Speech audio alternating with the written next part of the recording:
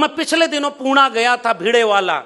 मैंने अपनी आंखों से वो जगह देखी, वो उस मिट्टी को छू कर आया जहां पहला स्कूल माता सावित्रीबाई फूले और ज्योतिबा फूले ने खोला था। वो आज खंडहर बना पड़ा है। उस पूरे इलाके में उतनी बुरी स्थिति किसी दूसरी इमारत की नहीं थी, और ऐसा लगता है कि उसे छोड़ दिया गया है कि वो गिर जाए, ढह जाए, नष्ट हो जाए। मैं उन गलियों में गुजरना चाह रहा था, मैं वहां गया तो मैंने पूछा लोगों से आसपास कि वो स्कूल कहां है जहां सावित्रीबाई फूले ने पहला स्कूल खोला था। उन लोगों को नहीं पता है। उसी के ठीक सामने एक बहुत बड़ा मंदिर बना हुआ है, एक हिंदू देवता का। वहां हजारों की भीड़ लगी हुई है। जो भी लोग वहां गए होंगे उनको पता है, और वहां सारे लोग उसका एड्रेस बताते हैं, और माता सावित्रीबाई फूले और ज्योतिबा फूले के स्कूल का एड्रेस तक नहीं पता। एक छोटा सा बोर्ड वहीं लगा हुआ है। और जब हम ऊपर गए तो उन दीवारों पर बिल्कुल जर्जर हो चुकी हैं दीवारें। नीचे लोगों ने मना किया कि अंदर मत जाइए, ये गिर सकता है कभी भी। मन में यही बात आई कि अगर ये जगह नहीं रही होती तो हम जैसे तमाम लोगों की पीढ़ियों कि इमारतें कब की ढह गई होती, लेकिन वो इमारत थी तब जाकर पढ़ लिख करके हम जैसे लाखों नौजवान पैदा हुए। वो ज्ञान की ज्योति जलाने वाले थे ज्योतिराव गोविंदराव फूले और सावित्रीबाई फूले, और उन्होंने शिक्षा देने के लिए क्या क्या झेला। और फिर आप अपने भारत को याद करिए, और लोगों के बीच में इस बात को कहने की जरूरत है। सावित्रीबाई फूले और फातिमा शेख, आज इस देश में हिंदू मुस्लिम की नफरत, सीधे मुसलमानों के खिलाफ इस देश में आग लगाई जा रही है। हम डॉक्टर अंबेडकर को मानने वाले लोग, पढ़िए, डॉक्टर अंबेडकर दो राष्ट्र के सिद्धांत के खिलाफ थे। वो जिन्ना को लिखते हैं पत्र कि आपको आपकी मुक्ति नहीं मिलेगी, हमारे भी लोग इस देश में सदियों से पीड़ित हैं, लेकिन ये हमारा मुल्क है, हम इसे ही अच्छा बनाएंगे और अपने लोगों के रहने लायक बनाएंगे, आइए मिलकर लड़ते हैं। डॉक्टर अंबेडकर कह रहे थे ना साफ कि अगर मेरे हित में और राष्ट्र के हित में अगर टकरावट होगी तो मैं राष्ट्र के हित को चुनूंगा, लेकिन मेरे समाज के हित में और देश के हित में टकरावट होगी तो मैं अपने समाज के हित को चुनूंगा, क्योंकि मेरा समाज अगर अच्छा नहीं है तो ये देश कैसा। और तब डॉक्टर अंबेडकर ने एक ऐसे भारत की कल्पना की थी जिसमें शिक्षा केंद्र में थी। और मैं फिर से यह सवाल कर रहा हूं कि ज्योतिबा फूले, सावित्रीबाई फूले जिस रास्ते चल करके उस स्कूल में पढ़ाने जाया करते थे, उस रास्ते पर कचरा फेंका गया, पत्थर फेंके गए। एक बात इस देश में आज चीख करके कहने की जरूरत है कि पता करो कि जो पहला लड़कियों का स्कूल 3 जनवरी 1848 को खोला गया था, वो सारी जाति के लड़कियों का था, महिलाओं का स्कूल खोला गया था। और फिर भी यह प्रकाश के लोगों ने पत्थर क्यों मारा? क्यों? ये हमारी शिक्षा के खिलाफ थे। दलित बच्चों को पढ़ाने के लिए जो स्कूल खोला गया वो उसके खिलाफ थे। तो जो शिक्षा के खिलाफ था उसने उनके ऊपर पत्थर फेंका। और जिन्होंने सावित्रीबाई फूले के ऊपर उस समय गोबर फेंका था, उन्हीं के कुछ वारिस आज हैं जो गाय गोबर गौमूत्र में विज्ञान ढूंढ रहे हैं। साफ है, ये दो चेहरा है इस देश का। हम अपने पुरखों को पूरी शान से याद करते हैं कि हमारे पुरखे किसी गाय गोबर गौमूत्र में विज्ञान नहीं ढूंढ रहे थे, वो विज्ञान की बात करते हुए इंसानियत को मोहब्बत का पाठ पढ़ाते हुए बराबरी का देश बनाना चाह रहे थे। इसलिए उन्होंने शिक्षा की लड़ाई लड़ी। और तब मैं कह रहा हूं, डॉक्टर अंबेडकर को याद करने वाले लोगों, हमारी जिम्मेदारी यह भी है कि अगर सांप्रदायिकता की आग इस देश में दंगे के नाम पर लगाई जाएगी, रोज मंदिर मस्जिद हिंदू मुस्लिम लड़ाया जाएगा, तो हम ये बात इस मुल्क के कोने कोने में बताएंगे कि जब ज्योतिबा फूले को उनके पिता ने घर से निकाला तो पहला स्कूल खोलने के लिए जगह उनके दोस्त उस्मान शेख ने दी थी, और उनके बाड़े में पहला स्कूल खोला गया था। यह साझा विरासत का देश हमारा है। और आज हमारे लोगों को दंगे में इस्तेमाल करने के लिए कल आके हमसे ही वोट ले जा रहे हैं। भाई, मैं तो उत्तर प्रदेश से आया हूं और साफ आलोचना करता हूं कि हमारे लोग अगर वोट न दें तो ये इन की सरकार कभी नहीं बन सकती है। हमारे लोग उनका वोटर बन करके उनकी सरकार बनाए हुए हैं, और वो हमारे लोगों को दंगे में इस्तेमाल कर रहे हैं। मैं बार बार इस देश के लोगों से यह पूछना चाहता हूं कि भारत में गौतम बुद्ध के खिलाफ, चाहे कबीर हो, रैदास हो, बुल्ले शाह बाबा फरीद हो, इन लोगों के खिलाफ, और उसके आगे बढ़ के आइए ज्योतिबा फूले, सावित्रीबाई फूले, छत्रपति शाहू जी महाराज। एक मौका मिला मुझे वहां जाने का, शाहू पैलेस में।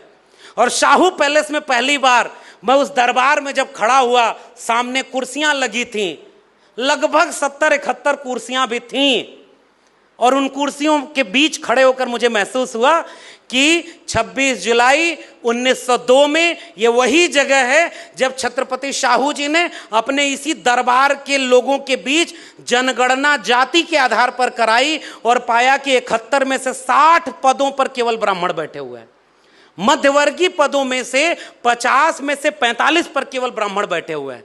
और शाहू जी पहले नायक जिन्होंने जाति जनगणना इस देश में कराई और पाया कि जिनकी आबादी बाहर 3-4% है, मेरे दरबार में वो 97 से 99% बैठे हुए हैं। उन्होंने पहली बार 50% गैर सवर्णों के लिए, गैर ब्राह्मणों के लिए रिजर्वेशन इस देश में दे दिया। और उसी दीवारों पर, इमारत में लिखा हुआ है कि जब शाहू जी दिल्ली किसी अभियान, किसी कार्यक्रम में आते थे तो बाकी सारे राजा महाराजा शाहू जी के खिलाफ खड़े होते थे। उनको अपमानित किया गया। छत्रपति शाहू जी महाराज कुणबी किसान जाति से आते थे, जो उत्तर भारत में कुर्मी जाति है शायद, अगर मैं सही हूं तो, जिसे ज्योतिबा फूले भी कुणबी किसान कहते थे। मैं बार बार यह सवाल पूछना चाहता हूं कि वो कौन लोग थे जो ज्योतिबा फूले और सावित्रीबाई फूले की स्कूल खोलने और शिक्षा देने के खिलाफ खड़े थे? वो कौन लोग थे जो जाति जनगणना कराकर बराबरी का हक, मैं शाहू पैलेस में गया, जैसा जितनी बुरी हाल भिड़ेवाला के उस पहले स्कूल की है ना, उससे ज्यादा बुरी हाल शाहू पैलेस की है। बाहर से एक चमचमाती इमारत है और अंदर जो कागज दस्तावेज हैं वो सब ऐसा लगता है मिटा तो नहीं सकते, हिम्मत तो नहीं है, इसलिए अपने आप मिट जाएं उस हालत पर छोड़ दिए गए। बिल्कुल बेतरतीब खड़े हैं वहां पर। और मैं उन दस्तावेजों में खोजना चाह रहा था कि कोल्हापुर एक ऐसी रियासत जो 1902 से 1920, और याद करिए यहां से एक पैगाम भी मैं दे रहा हूं ओबीसी SC ST एकता की, छत्रपति शाहू जी ओबीसी कुणबी किसान जाति से आते थे और 1902 से 1920-22 तक छत्रपति शाहू जी महाराज एक फरमान निकालते हैं कि मेरे राज्य में प्राथमिक शिक्षा निःशुल्क होगी, मेरे राज्य में बधुआ मजदूरी प्रतिबंधित होगी, मेरे राज्य में जो मातंग प्रथा है, जमींदारी की प्रथा, ये खत्म होगी, मेरे राज्य में कोई अछूत कोई बनाएगा, किसी को छुआछूत करेगा तो उसको सजा मिलेगी। गंगाराम कांबले मुझे याद आते हैं। गंगाराम कांबले को पता, जब शाहू जी बाहर थे उन्हें पता चला कि उनके दरबार के लोगों ने उनके एक व्यक्ति की बड़ी पिटाई कर दी है। गंगाराम कांबले क्यों पिटाई की? पता चला कि उन्होंने सार्वजनिक तालाब से पानी छू लिया, तो कहा एक शूद्र तालाब से पानी छू लिया। और उसके बाद जब शाहू जी को ये बात पता चली तो पहले तो उन्हें नौकरी से निकाला और उन गंगाराम कांबले को पैसे की मदद की और कहा कि जाओ कोल्हापुर के मुख्य चौराहे पर चाय की दुकान खोलो, उद्घाटन करने मैं आऊंगा। जब शाहू जी पहुंचे तो उन्होंने कहा कि तुमने बोर्ड पर अपनी जाति क्यों नहीं लगाई? तो शाहू जी ने मुस्कुराते हुए कहा कि लगता है गंगाराम तुम पूरे कोल्हापुर का जाति भ्रष्ट, धर्म भ्रष्ट करके मानोगे। और मुस्कुराते हुए गंगाराम कांबले के हाथ से चाय पी और उन्होंने कहा कि ये ऐसा भारत बनाना है हमें जिसमें कोई जाति देख करके किसी इंसान को इंसान से बंटवारा ना करे। और उन छत्रपति शाहू जी महाराज ने बाबा साहब डॉक्टर अंबेडकर की आर्थिक रूप से मदद की थी। अखबार निकालने से लेकर परिवार चलाने तक पत्र पड़े हुए हैं। माता रमाई को पत्र लिखा, बाबा साहब के पत्र पड़े हुए हैं। वहां दोनों की एकता है, ओबीसी और SC ST की।